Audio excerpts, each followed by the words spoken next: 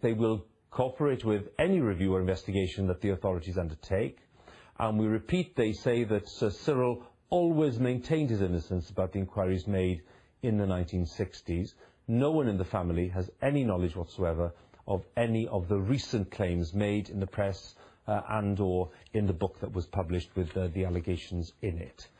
Well, with me is Alan Collins of Slater and Gordon. He is a specialist child abuse solicitor, represents 6 of Cyril Smith's alleged victims. Thanks for coming in. Thank you. Good to see you again. What do we make of today's review and the fact that this clearly is moving in a certain direction? It is to be welcomed because we're all familiar with the ongoing debate and saga about who knew what and when and so on. And it's not clear.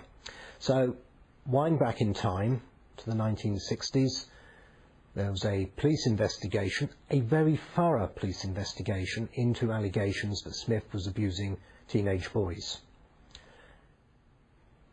Smith was not prosecuted. That we all know.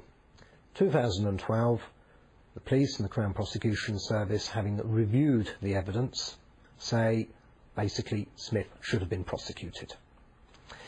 And so the whole problem that we are trying to deal with now goes all the way back 40 odd years when Smith was investigated, thoroughly investigated.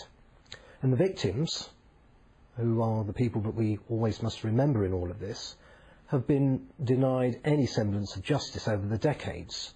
They've had to live with what Smith did to them, the consequences, and the fact that, rightly or wrongly, the case wasn't seen as right and proper to prosecute. And now here we are in 2014, seeing their lives being spoken about and what Smith did to them or what he might not have done to them and so on. And so I think today is extremely important because it's not only giving some recognition to the need for the victims to see some kind of justice to be implemented, but also for us as a country to have confidence in the way that we deal with these cases. Very much in the news today, as we all know, with other cases and so on. And it's extremely important that these types of cases are seen with the utmost seriousness and are investigated properly. You could mention again the 60s and that crucial decision made there in terms of not prosecuting. Are we in a position now to know, and this is something, I noticed this on the website earlier, lots of people asking the question, can we say more today about that decision and why that decision was taken? Do we have a better understanding of why the decision not to prosecute was taken? We don't. If we go by what was on the face of the papers, the DPP, Director of Prosecutions at that time, did not think the case was strong enough, basically because of the boys' backgrounds and because of who the alleged perpetrator was. Now, whether that was actually in the man's mind at the time, we don't know. We can only go by what was on the papers.